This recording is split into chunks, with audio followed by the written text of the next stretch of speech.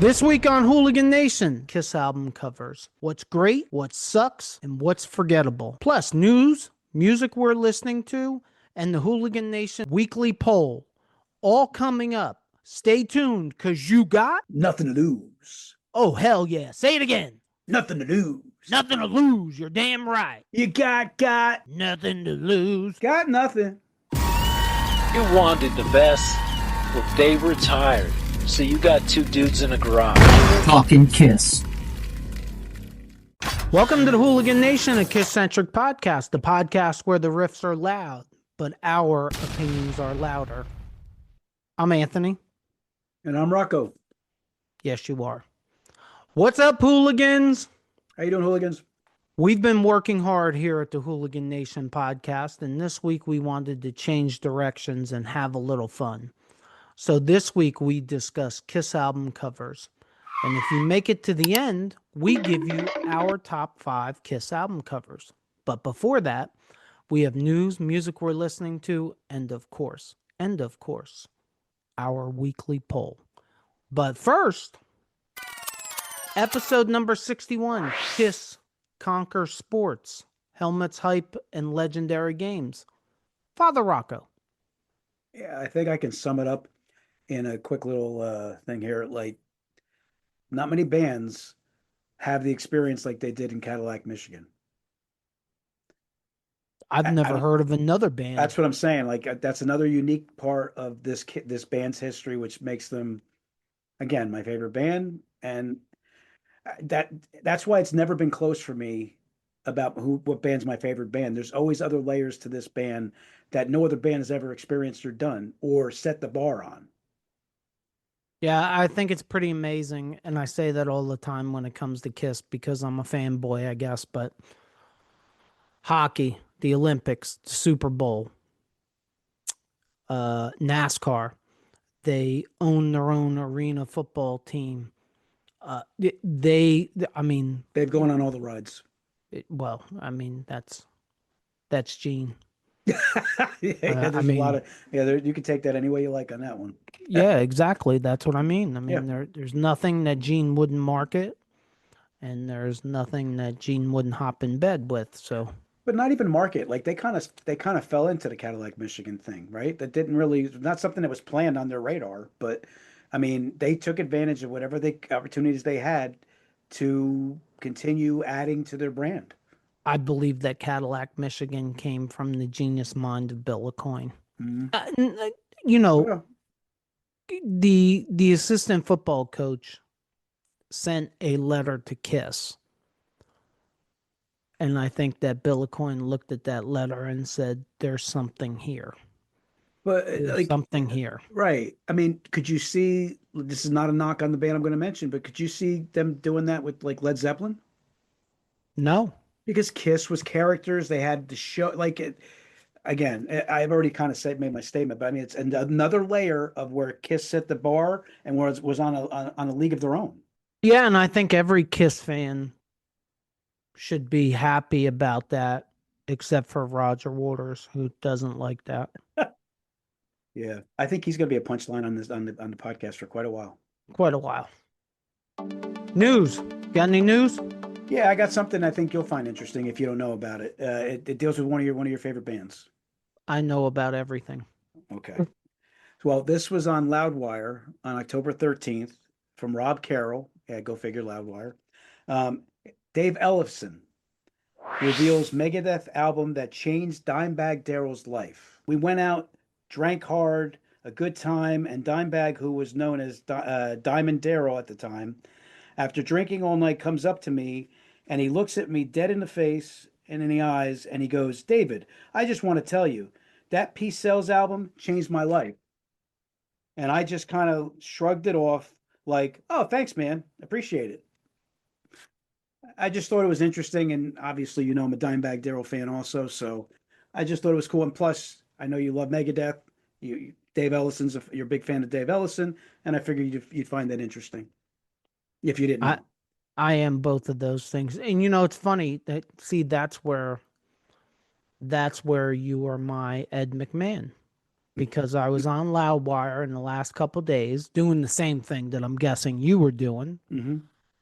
And I saw that headline, and for whatever reason, and I can't answer why I do or don't do things, I skipped over it and didn't read it. And now, see, I don't have to read it because I have a Father Rocco. Yeah, and there's more to it. It's a pretty good article, actually. Well, why don't you write me up a little report on it and send it over? I gave you the basics. It's good. All right, cool. We'll just move on then Okay. from the basics. Okay, I got a couple things. I can't remember at the moment. Oh, I can. Forget it. Slash has a new interview in Guitar World magazine where he's asked once again for the 4 millionth time, is there going to be a new Guns N' Roses album? And his response is, it's coming. Nothing specific. And if I was a huge Guns N' Roses fan, You are. I wouldn't get your hopes up. Because God knows how long did Chinese democracy take. But I think Slash has put out 4 solo albums. And Duff has put out 2 solo albums since they both got back in Guns N' Roses. So I don't know if Slash is blowing smoke, or he's hopeful, or he's telling the truth, but you know. It definitely makes you feel like at certain points, certain albums are made, and it's just magic. Because them being able to go and recreate another Appetite for Destruction, not a chance in hell. No. I'm just saying, because they are so temperamental and so much. It's amazing how they were able to just be together enough to make that incredible album. It is very funny to me how fans are, and by fans I mean us. Mm-hmm. I mean I include us. But I want a new Guns N' Roses album in the worst way. And I honestly can't tell you why. Because I know what I'm going to do, and I know what the majority of the other Guns N' Roses fans are going to do, and they're going to judge that against Appetite and say this is terrible. I don't want to hear this live. I that. I mean, I've spoken about this before. The last time I saw Metallica for the 72 Seasons tour, I am a huge fan and was very, very, very pleasantly surprised with 72 Seasons. But I'm standing in Giant Stadium with 85,000 other Metallica fans. And I watched probably 30,000 of those people, when a 72 season song come on, decide, well, this is my time to go to the bathroom. This is my time to go to get a beer. This is my time to go get a hot dog. But we want it. We want it until we get it. And then we want to negatively judge the shit out of it. Right. Look, we just, we talked about this on the Wednesday bonus episode. We're going to do that with Peter Criss. Mm-hmm. There's a... now, if Peter Criss puts out a very good hard rock album, we will not do that. And because there's so little of very good Peter Criss solo music. Mm-hmm. But when it comes to a band like Guns N' Roses, we're beating the drum. We want this. We want this. And you got to wonder to yourself, does the band say, why the hell should we do this? We ain't going to make no money off of it. And all the fans are going to talk shit about it after we put it out. Guns N' Roses is a very interesting subject because they come out with a legendary album and basically shake the rock world and turn the rock world on its head. And then you get everybody hooked and you can't wait for the next thing to come out. And Axl gets eccentric and they make it like all like different and weird. And like, I mean, you know what I mean? Like they completely went away from how beautiful that album was. Unlike you, I like Use Your Illusion. There's I some good also, songs. To I me, there's some also, good songs, but it's far from being anywhere complete. no, but I- there are very few complete albums to me. Appetite's one of them, but there are very few. I like a lot of songs off of Use Your Illusion. Lies, I like that. And for that matter, there's, I don't know, 3 or 4 songs off of Chinese Democracy that I like also. Um, so, I, look, I know what I'm going to do. As soon as, if it came out, as soon as it comes out, I'm going to judge against Appetite just like everybody else I think is. And that's unfortunate. Next thing I have, which is very much similar to the first thing, is JJ French came out somewhere, and no, I don't remember where it was, and said Twisted Sister is considering recording one new song. Dee Snider wrote it and presented it to the band. The new song would accompany their reunion tour. In Twisted Sister's case, well, I think one song is a good idea. I don't think they need to put out a whole new album. I do think, and this is the double-edged sword for poor Twisted Sister and for the other bands.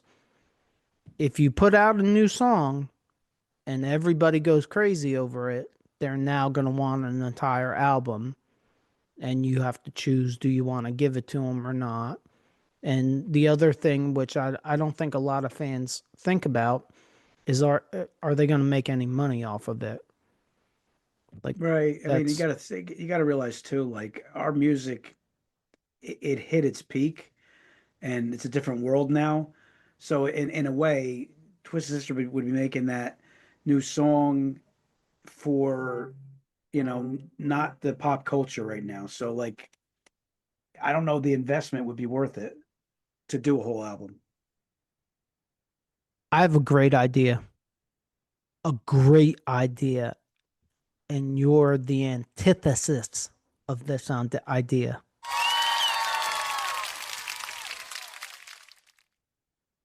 Come on, man. That's probably the biggest word I've used on this podcast in 13 months, Yeah, you said it pretty good too. right? I Yeah, did. that was pretty good. I've, That's why I was kind of like pausing for a minute there. I'm like, he actually rolled the tongue. He got that whole thing out. yeah, I did. One take. One take, no editing. I'm Yeah, no good. editing on that. It's pretty good. There was a point to that though. There was. You don't remember though. Do you want to know my idea? Sure. Maybe Twisted Sister should join up with Bad Bunny and come out with a Super Bowl song. Twisted Sister and Bad Bunny. Oh gosh. Wouldn't that be great? Dee Snider with Bad Bunny hopping around the stage. I already got plans for the Super Bowl halftime show this year. When it's Is time it? for that, I'm taking a nap. And finally, the new Ozzy Osbourne documentary on Paramount Plus has come out. And I'm going to be completely, totally, 100% honest. I laughed, I cried, and I laughed again. It is 100% worth the 2-hour investment. It is primarily Ozzy and Sharon and their interaction. It does give a lot. Actually, I'm going to be honest. I'm going to watch it a second time. There's a lot of information that you get from it about back to the beginning, about other things, about his health was atrocious, dude. Yeah. It was so bad. So bad. Things that I did not know. I mean, maybe it was out Was there, maybe other people knew it, but I'm gonna watch it too, but I don't know this. Was he diagnosed with Parkinson's before or after the accident?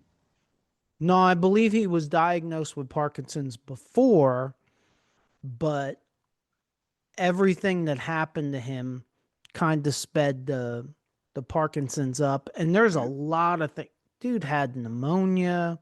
sepsis. He was a mess. It was as little as I think 2 weeks before the show, and there was talk of I can't do this. And all of and this is probably the biggest thing of it is if you're any kind of Ozzy Osbourne fan, you know that he has 3 children, but you only know of 2 of them because the third one is Amy, and she has nothing to do with anything. I believe Ozzy has 5 kids total, but I Oh, wow. believe I didn't know that. 2 of them is from a first marriage, and I've never seen or heard of either one of them. But of the 3 children that he has with Sharon, you only see Jack and Kelly. But they interview all 3 kids. It's just a very good. It's just a very good documentary altogether. Hearing Amy, after being an Ozzy fan for 40 years and knowing How old is she? she's probably maybe 40, 42. I Okay. believe all 3 of them kids are like separated by 2 years. Okay. So I think it goes Jack, Kelly, and Amy, and I think it's 38, 40, and 42, but I could be off. Okay. Either way, right now I can't remember the exact title of the documentary because it's out in different countries and it has different titles. I apologize, but it's on Paramount Plus, and you can go watch it there on Paramount Plus. Music we're listening to, you got anything? Yeah, I got 2 things. Oh, I can't wait. I can't wait. One is, I think I covered it a little bit last week, but for the last couple weeks, I've been listening to Spreading the Disease like crazy. Anthrax, Spreading the Disease.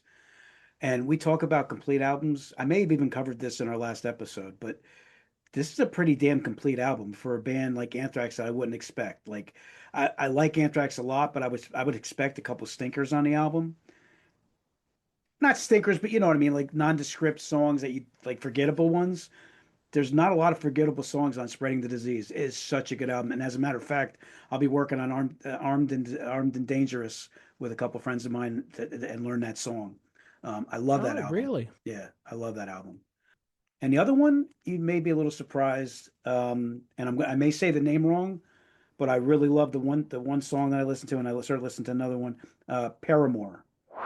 Still Into You, really good, great voice. And only exception are the first 2 that I heard, but it's made me want to dive deeper in them. Paramore, they're really good. And I like it for the vocal and the tone of the music. You want to hear something funny? Sure. Hooligans, you want to hear something funny? Oh, I heard all of them say yes. All said the yes. millions and millions of hooligans out there, they all said yes at the same time. I didn't even know who Paramore was until the video game Rock Band came out. And that's one of the songs that you that the game kind of forces you to Nice. master to get through the game. And I can't remember what the song was, but I like the song. And as I've said before, I am a master Rock Band guitar player. Yeah, Give I me heard buttons that. instead of strings, and boy, I can kill it. My music that I'm listening to is I just pulled one out of nowhere this week. Is it Spando Ballet? It is not Shy Shy. Eye to eye. I don't even know if I got the right band, I but think you might have actually. That's impressive. I was singing for you all. I'm listening to The Warning. They are an all-female Mexican hard rock trio of sisters. Interesting. And of course, Eddie Trunk interviewed them on Monday, and that's where I got it from. And I'm listening to their interview, and it was a good interview. They're young. I think they're young. It was a good interview, and I was like, oh, I got to check this out. And I was like, wow, this is really good. This is really good. So anybody that doesn't know, check out The Warning. They got like 22, it's over 22 million downloads of the song that I sent you, which is It's good. I only heard a little bit of it, but I'm going back to it definitely. the song I sell. The song I sent you is "Hell You Call a Dream." They did say in the interview that they are working on a new album currently, and they got a couple albums out. Keep Me Fed 2024, Error 2022, Queen of the Murder Scene 2018, and XXI Century Blood in 2017. I haven't listened to all of them, but I did listen to two songs, and the two songs were Hell You Call a Dream and Hurt. Now, do you know what time it is? Poll time. And do you know what that means? That means you're gonna start dancing around a pole. That means you have to start dancing. I am gonna dance.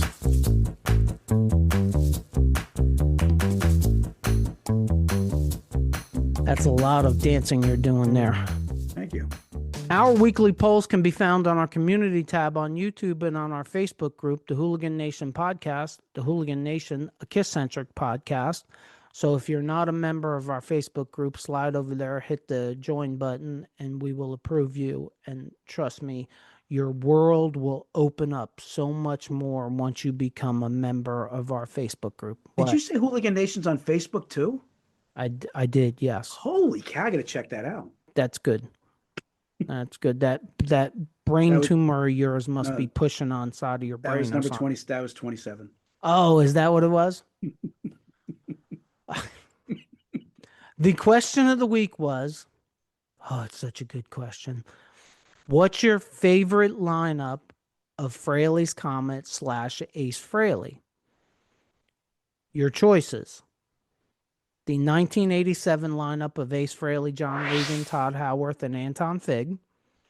The 1988 lineup of Ace Frehley, John Regan, Todd Howarth, and Jamie Oldicker. Or the 1989 lineup of Ace Frehley, John Regan, Richie Scarlett, and Anton Fig. Father Rocco. Hey, What did I say give you you? one of these? I'm pretty sure you didn't, but thank you for giving me one because right. my day would not be complete without it. What say you? Well, I would think that you voted for the same thing. I can't pick a lineup that has Ace Frehley without having Richie Scarlett in it too. So the last one you had with Richie Scarlett, John Regan, Anton Fig, and Ace Frehley. What do you think the hooligans said? I would think I would think the same thing actually. I would think the same thing. You know what I'm going to do? I'm going to do something that I usually forget to do. There was a few comments for this, and if I remember correctly, which is 50-50 at best, I'm going to read some comments from this one because I believe some of them were kind of interesting. First comment is from KJ Nodwell. I didn't fully appreciate the talent of Todd Howarth until I re-listened to the first Comet album decades later. That being said, I love the style and attitude that Richie brought. This one is very hard for me. I can agree with that, and I think most hooligans can agree with that also. Second comment comes from Pamplemousse. I love Richie, but Todd was needed. The talent for commercial writing mixed with Ace's rock and roll, great combination. I agree with that, actually. Man, really nice comment there. Truly, the first Comet record is the best solo record Ace did other than 78. I will also agree with that. I can agree with that. And I think I like Richie Scarlett too. I think that's very much the great equalizer in this poll is I think a lot of people like me, and I'll be honest, I voted for the Richie Scarlett lineup, but it was difficult to do, and the reason why it was difficult is because the first Comet album was just so good with Todd Howarth that it was hard to vote against it, but I stuck to my guns and I voted against it. So, would you like to know what the hooligans voted for? Yeah, definitely. Okay. I'll start at the bottom. just for you. Okay. Coming in with 4%, Ace Frehley, John Regan, Todd Howarth, and Jamie Oldiger. Not a shock. Coming in with 46%, Ace Frehley, John Regan, Todd Howarth, and Anton Fig. And coming in at 50%, Ace Frehley, John Regan, Richie Scarlett, and Anton Fig. It was close. It's just Richie Scarlett's the X factor, man. Richie Scarlett is the X factor. But Pamplemousse brought up but actually I shouldn't say it. Both Pamplemousse and KJ Nodwell brought up very good facts of why it's that close. Richie Scarlett and Ace are very much the same. Ace and Todd Howarth are very much different. So it brought a different dynamic. But another good poll. Thank you, hooligans out there, for voting. We every week when we do this, we say the same thing. There's a new poll up. Slide over there. And please vote on the new poll. No, I don't remember what it is because by the time this goes out, it's 10 days ago. So I would be giving you the wrong information. But please vote. It's your right. And it's also your responsibility to support what you believe, especially here at the Hooligan Nation.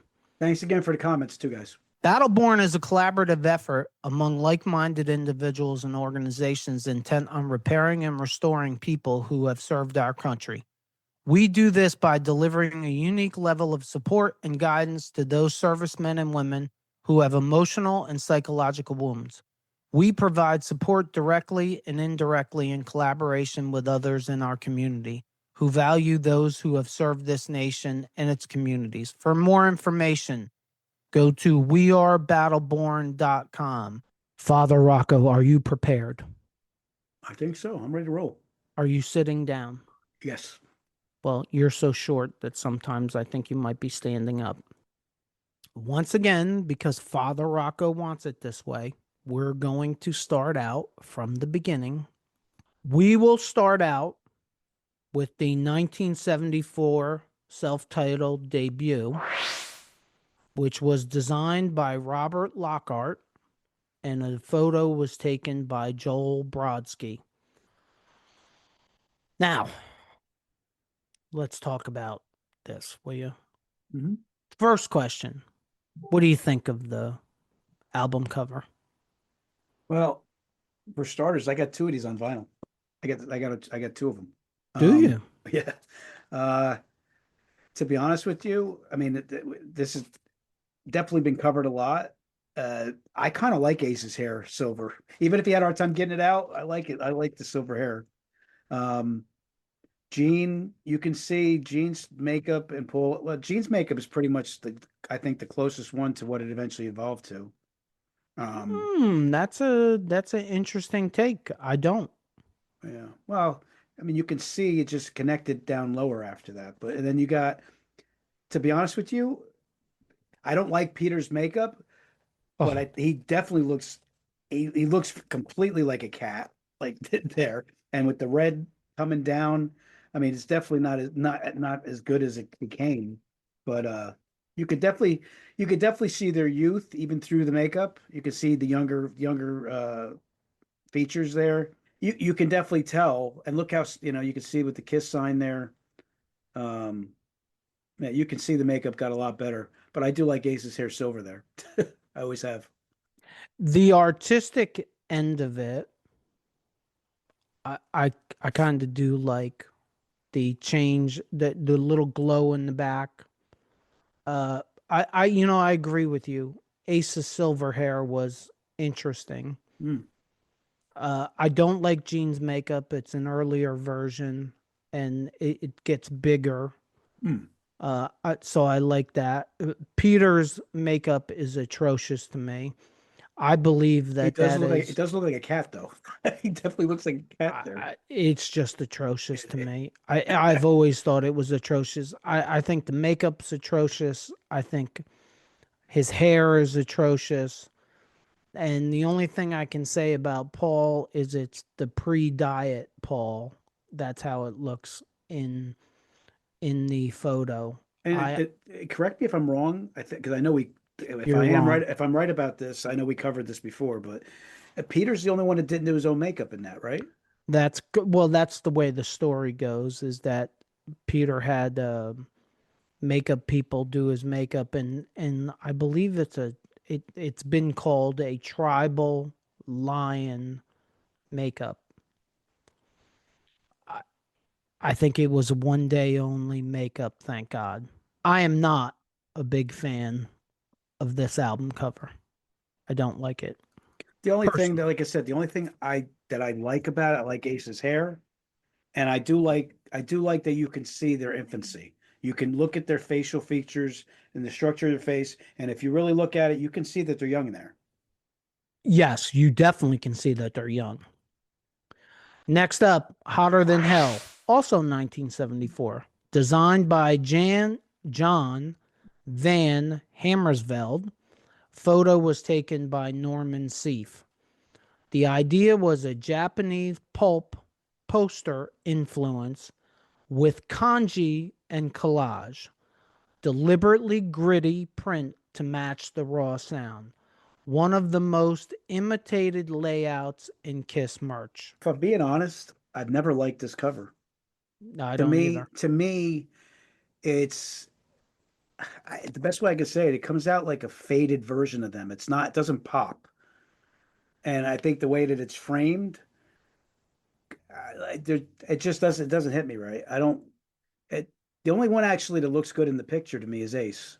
Yeah, but Ace No. Ace kind of looks like the spaceman there. To me, the lighting is not good on Gene's face. I think if there was something positive I was going to say about this, well, there would be two positive things to say about this. The first one would be they were way ahead of their time doing what they attempt to do here. If you made that album cover today, you could make it look really good with technology. I agree with that. And the other thing, which I have no idea whether this is what they're going for, but Kiss became very, very popular in Japan. Mm. And with that, I can understand why they became that popular.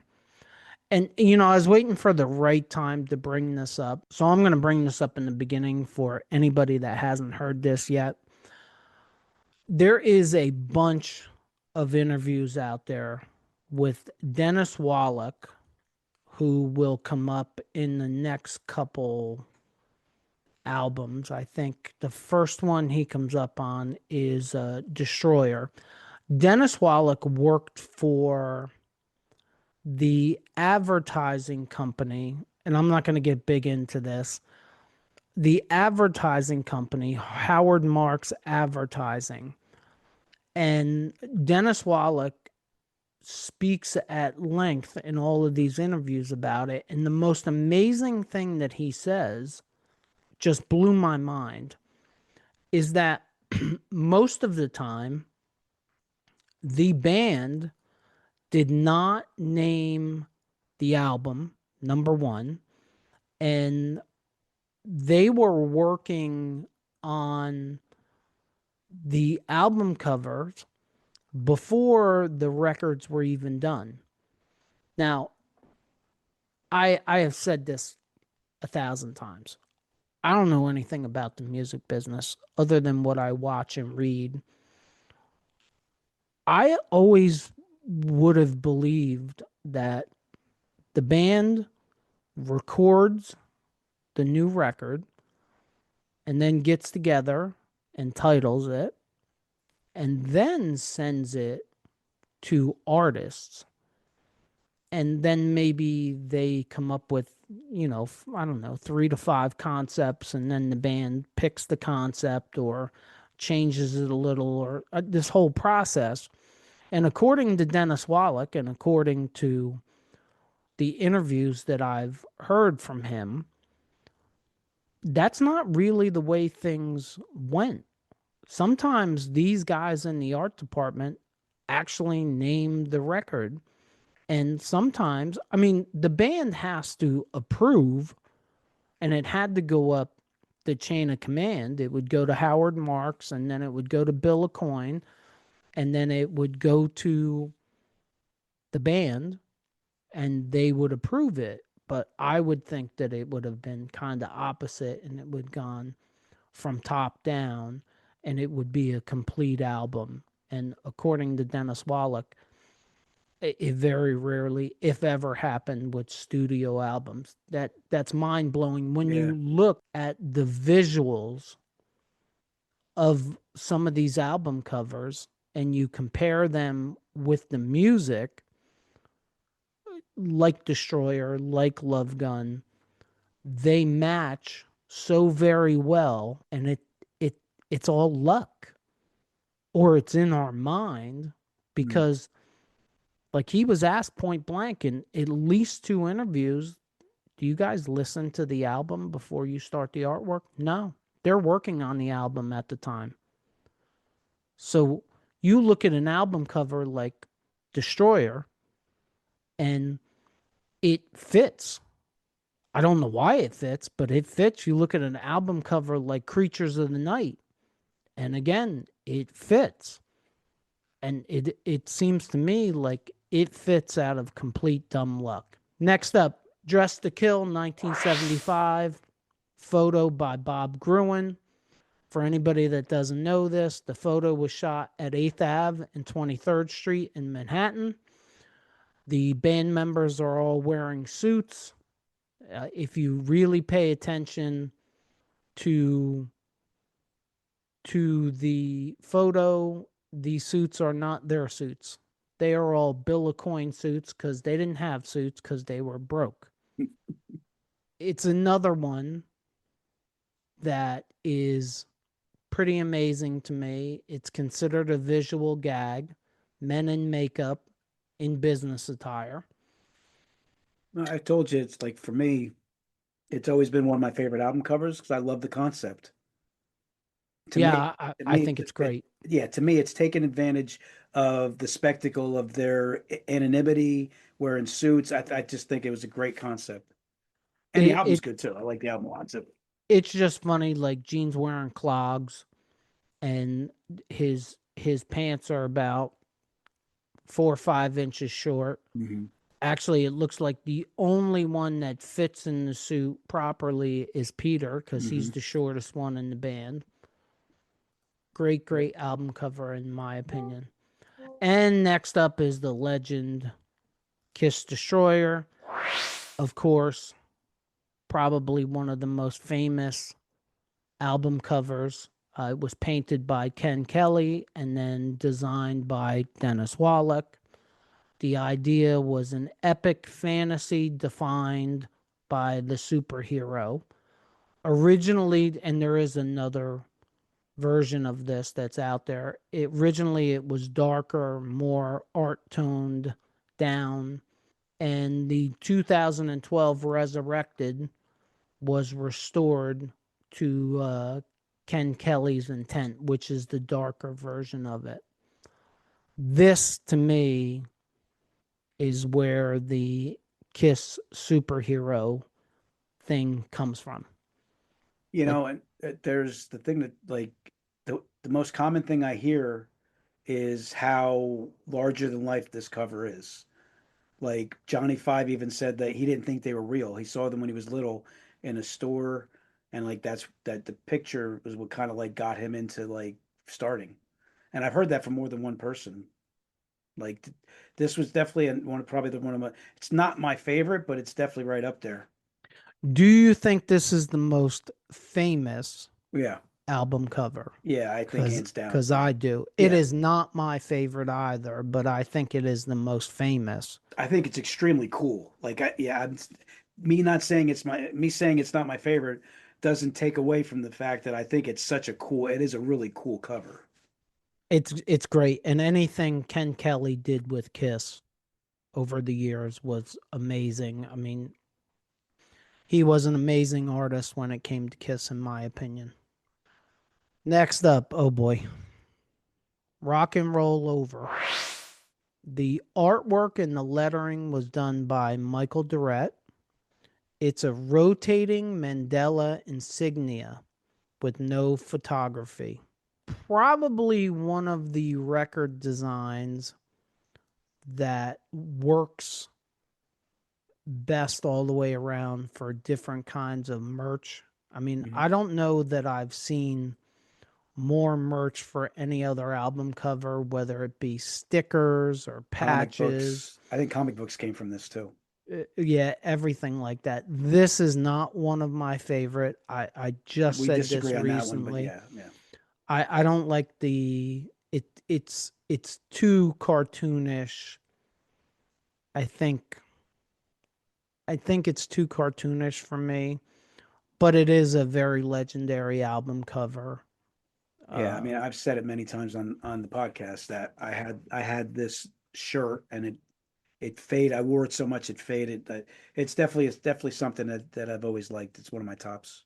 I like the buzzsaw blade. I kind of like how Ace has like the X-ray vision and a Gene with the tongue, and then yeah, I actually where you got to kind of like go against like in the cartoon effect with it. I kind of like it. I think what I dislike the most is the color scheme. I think that I don't know why, but it's just not one of my favorites. That's all. That doesn't mean anything. Hmm. I'm wrong more than I'm right. Well, it's just an opinion thing. It doesn't even that's not even about right or wrong. Next up, The Mighty Love Gun, 1977. Another painting by Ken Kelly, another designed by Dennis Wallach. And let me just say, this, in my opinion, might be their best work together ever. It's a temple stage scene, chorus line imagery. The album included a die cut cardboard love gun insert. Inner sleeve art expands to the theatrical world. You may go first. 'Cause Again, it's another one. It's kind of to me, it's like another continuation from Destroyer, right? Same artist. I like the color scheme. I like the theme of people like viewing the band and them like larger than life on it. It's definitely one of my tops. I've always liked it. I actually like Gene's pose probably the best out of it. Gene and Ace, how they're both on the edges and they're both like kind of like majestic the way that they're posing. I think that's why. I mean, there's a couple things I like. They said this earlier about Destroyer. It's darker than Destroyer, which I like. I like the smoke. I like the stance of all four guys. They look bigger, more superhero like to me. And you gotta love. They're not people down there. They're all women, Yeah. scantily clad in makeup. The idea of it and the idea that you're selling to your fans, I think that this is right up there at the top. But there's definitely the theme you can see, like they're building up the cover itself is building them up as larger than life, as characters, and you could definitely see they're definitely the theme is building them up larger than life characters. The 1978 solo albums, the artwork was done by Araldo Caragatti, and the design work was done again by Dennis Wallach. Painted portrait format, unified all four solo albums. Each one of them had a cover. I'm sorry. Color. Each one of them had a color. Gene was red orange, Ace was blue, Paul was purple, and Peter Criss was green. I've always liked them. I mean, and the statement I'll make is, in some cases, depending on which solo album it is, the cover is what was the best thing of the album. Yeah, and to me, all four of those solo albums are timeless pieces of artwork. Mhm. The marketing and promotion for the solo albums, even though things didn't turn out the way they wanted to, was fantastic. Four of the same portraits done by the same artist, designed by the same designer, Kiss in the one corner, and then the name of the band member in the other one. These are up there for I, me also as one cohesive unit. yeah, you know what? The other thing about it too that I really like is, again, back to the color. I like how it kind of silhouettes it. Hmm. They didn't, and they made it a simplistic thing, but again, when you look at it, it's art. It's definitely a work of art. And it's funny because if you look at, and I did this in the last couple of days, if you look at a lot of album covers from that time, I don't know of anybody else that was going to that extent in stuff like album covers. Usually you saw album cover, the band was on it, and then the name of the band was there, and that was it. Kiss, Bill Coyne, Howard Marks, Dennis Wallach, the artist, they were all going above and beyond what everybody else was doing. Next up, your album, Dynasty. Dynasty, 1979. Photo by Francesco Scavullo. Nice Italian boy. Design, now it says Howard Marks Advertising, but I do believe it was Dennis Wallach. Take it away. Yeah, I mean, again, it's my favorite album. As far as covers go, it's kind of middle of the road. It's simplistic. It's got a picture of four faces. Um, Peter's makeup is at his best in that picture. Absolutely. Ace's makeup, like the makeup is done really, really sharp and it pops. But again, there's not really a lot to say about it, right? It's basically a pose of four faces with really good makeup that pops. There's not a lot of theatrics, not a lot of showing a theme there. I don't dislike it. I love the album, obviously, but as far as the cover go, it's definitely not my top cover. No. But I do think well, number one, there's an interesting story that comes with this that I've heard. The first cover for Dynasty was a picture zoomed out more with all four of them in straitjackets. And I believe it was the record company balked at that and said that that sent the wrong message and didn't want that. But that picture is out there if anybody hasn't seen it and they're interested in it. And the other thing is, I think both Peter and Ace's makeup is absolutely 100 times better when Ace puts the blue eyeshadow on and Peter puts the green on. Next up, Unmasked, 1980. The art was done by Victor Staben and the design was done by Dennis Wallach. It's a comic strip. Cover ends with Defoe unmasked.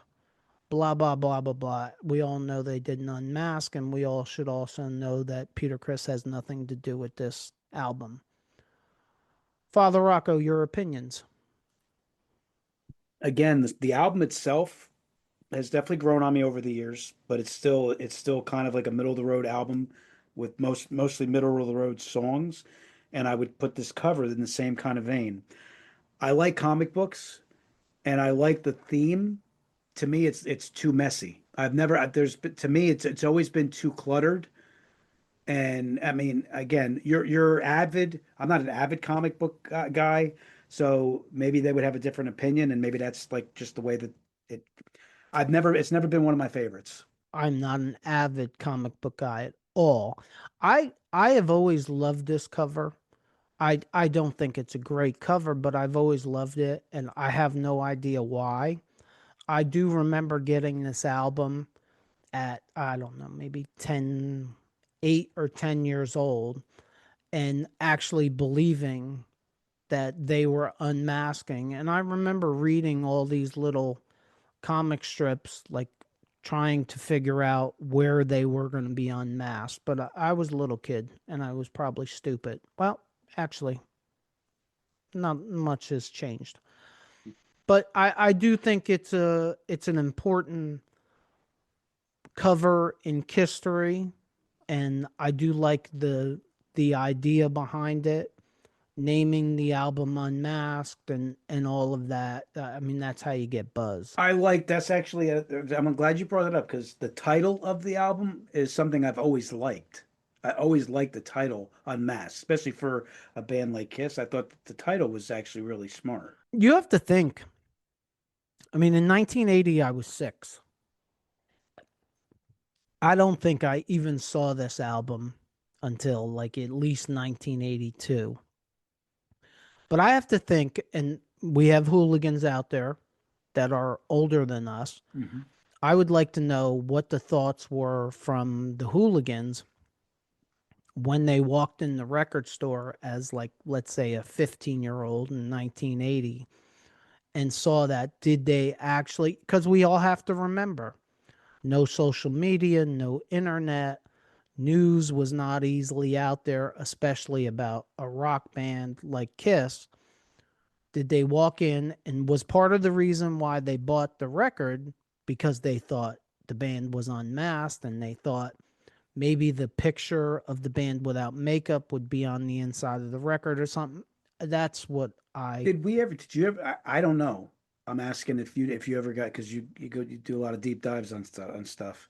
Did they ever say that that was the marketing strategy? Like they were trying to get people to bait it in to think that they were unmasking? I've never heard that. I've never heard that at all. Definitely makes you Actually, curious. I don't know that it's ever been brought up specifically to Dennis Wallach. Interesting. And I don't know if Dennis Wallach is still alive or anything, but I would love to ask that question because that's a very good question, Father Rocco. Good job. Thank you. Give yourself a pretzel nugget. I don't have them today. I'm disappointed. I got grapes today though. You know what I have for you? What? I have music from the Elder 1981. Photo and concept from David M. Spindell. It's a minimalist door knocker, still life, and they put in here with Paul's hand.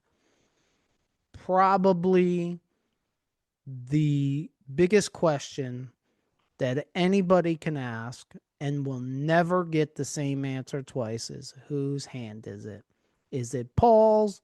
Did Paul hurt his hand? Is it I love this, a hand model? I didn't even know there were such things as a hand model.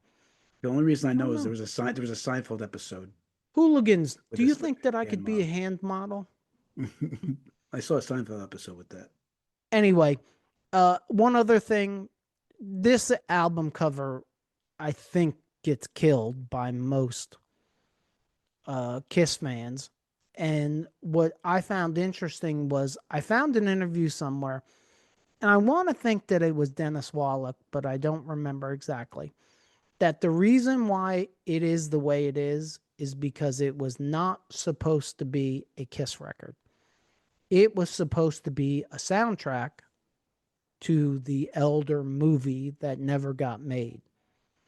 And if you think of it that way, the cover still sucks, but it's a little more interesting. And if you think back into your memory bank, the back of it is a long table, and there are no pictures of the band anywhere on this album. To me, it's actually one of my tops. I'm in the intrigue. Whose hand is it? If he knocks, who's going to open the door? It stirs so much shit up to like what could possibly be behind the door. If he knocks, who's gonna open the door? Oh my God! Donna Summer. Gene called me Donna the other Summer? day and said Donna Summer was gonna open the door. Hooligans, I'm just trying to make you laugh. Nondescript. Oh, that's great. Let me move on before I come up with 3,000 jokes about it. Next up, Creatures of the Night, 1982. Photo by Bernard Vidal. Art direction by Dennis Wallach. This is one of the tops. Blue lit faces with glowing eyes. Let's do the original cover first. Tell me what you think. I absolutely love it. I've always loved it. I love the lighting. I love the way that their eyes are popping on the cover. The music backs up the cover. Yeah, I can't say enough about it. I like everything about it. Yeah, I think as far as merchandising goes, this could be second or third to Destroyer. This is an epic album cover. Yeah, the lighting is great.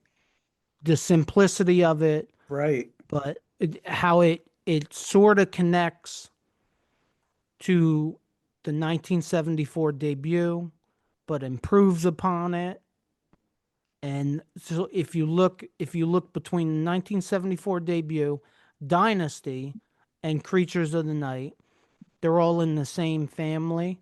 And I personally think that Creatures of the Night version is the best version.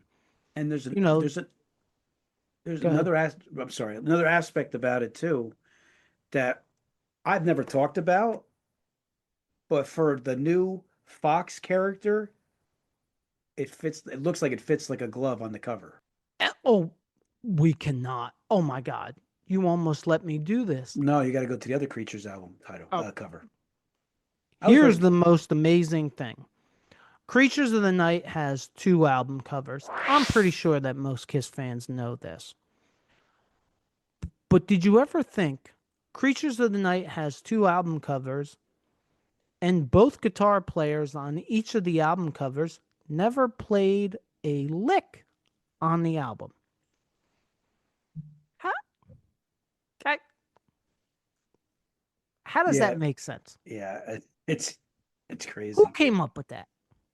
I can understand they were trying to keep it a secret that Ace was out of the band in 1982, but when you redo it and reissue it in 1985, why do you put Bruce Kulick on it?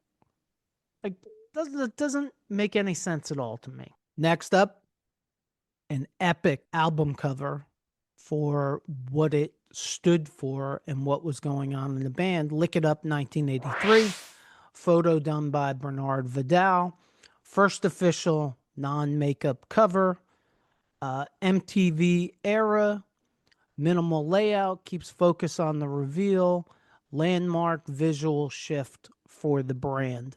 Absolutely, positively.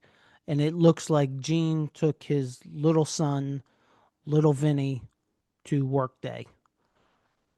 Yeah, Vinny's the only thing that doesn't fit in that picture. But yeah, I like the album cover. And Vinny's hair is fantastic in that picture Yeah, do you know why? because it's fake. That's why. And that's such a funny story to me to hear how Vinny refused to wear a wig after that. But I got to tell you, the wig looks good. Yeah, it looked like it fit him.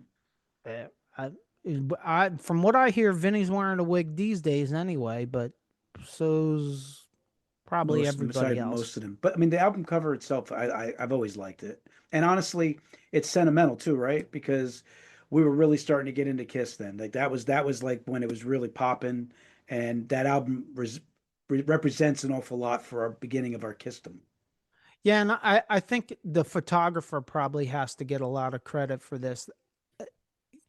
If you look at this album, other than the Kiss insignia in the corner, this does not look like Kiss at all, especially to a kid, let's say.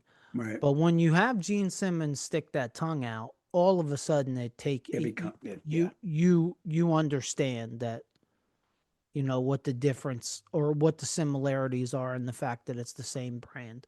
Next one, we're going to be quick about this one, unless you want to take a long time. Animalized 1984, designed by Howard Marks Advertising. Back cover concept was by Paul Stanley, which I thought was interesting. Patchwork animal prints, no band on the front. If you flip the album over, the band is pictured in the back. And what was the name of that movie? It for me, it seems like a Mad Max kind of picture of the band on the back. I like leopard print. Yes, I'm very guilty of that. I don't know why, but I'm not crazy about the animalized cover.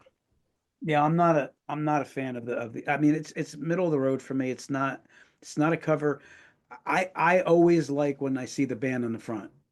When you take the band away from the front, it takes something away from me. So and the leopard the print itself, like I like leopard print too. It's pretty cool, but I don't like you got 3 different styles on the to me it looks sloppy to me. Next up, Asylum 1985, designed by Howard Marks Advertising, photos by Bernard Vidal, neon paint slashes over tight portraits, 1985 glam, louder color blocking from Animalize, often echoed in tour ads. I am not a big fan of this album cover, and it's simply because, yes, it was 1985. Yes, neon was in. No, I don't like it. I don't like, I mean, I'll give them credit. They put different color lipstick on each member. That's what I like. That's what I like about it.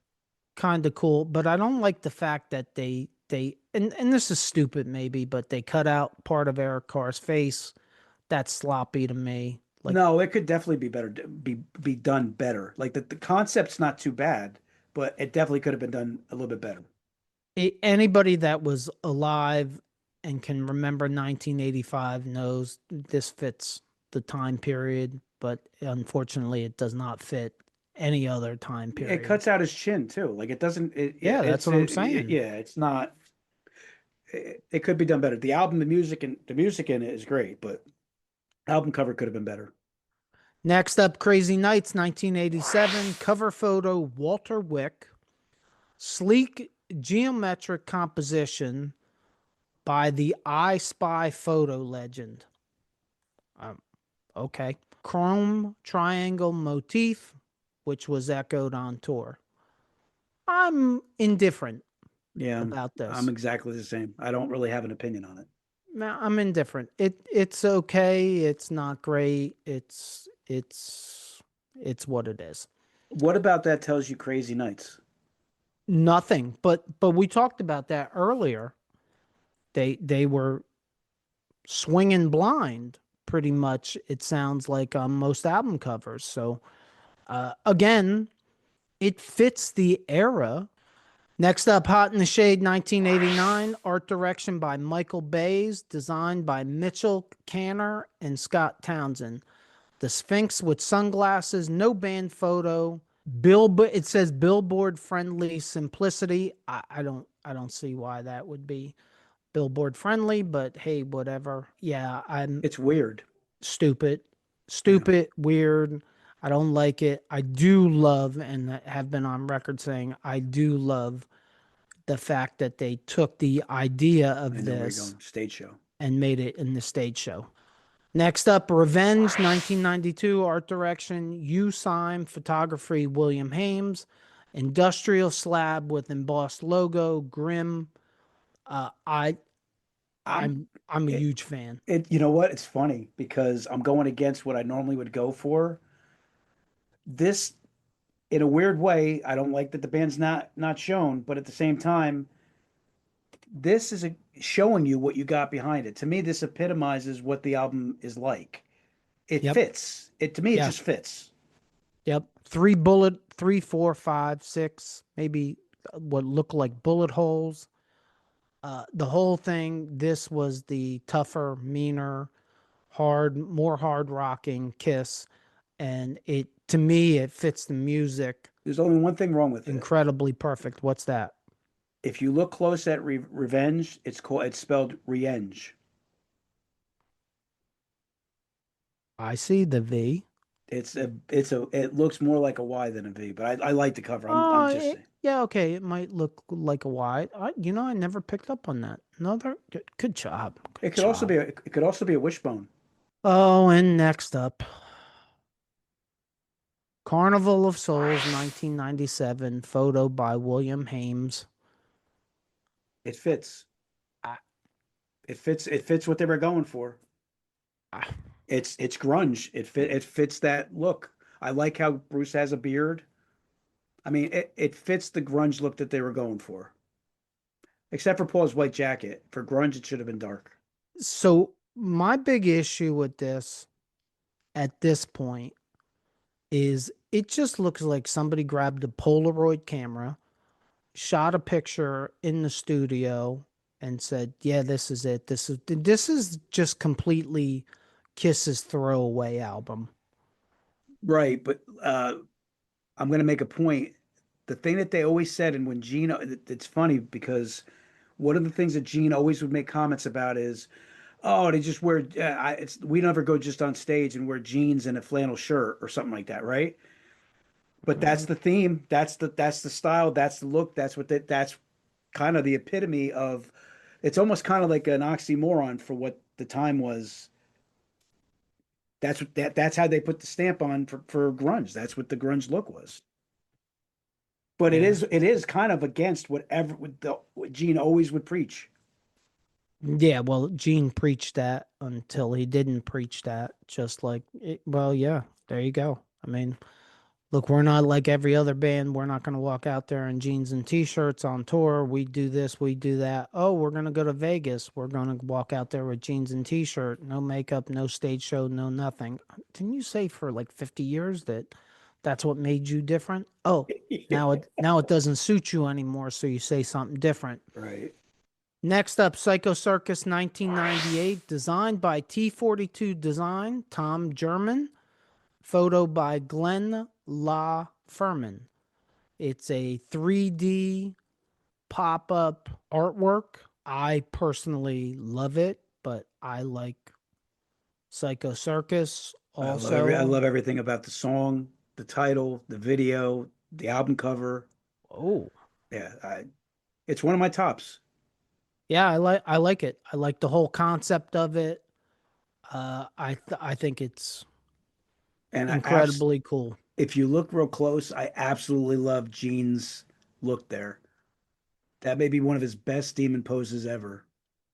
You got to think, and this is kind of off subject, but Gene had to be so happy. Oh my God, I'm back in the makeup. I get to be the demon. This is so easy as compared to the prior 10, 13 years of having to try to find an identity. Next up, big gap, big gap. Sonic Boom 2009. Illustration by Michael Durrett. You might have heard that name before. And the design by T42 Design.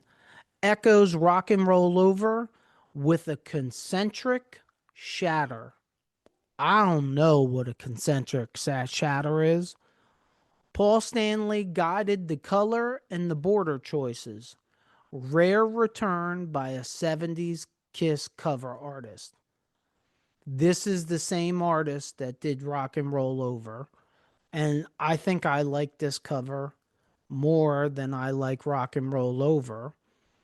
And I also give credit for whoever decided, hey, let us bring a 70s album cover artist back. And I actually like it. I'm not a big fan of the album, but I like the cover. Yeah, I like Rock and Roll Over's cover better. Obviously, you've heard me say it before, but I like it. And to me, the term Sonic Boom, it kind of fits the cover. Like when I'm thinking of the titles of the albums, I also want to see that the theme of the album cover fits.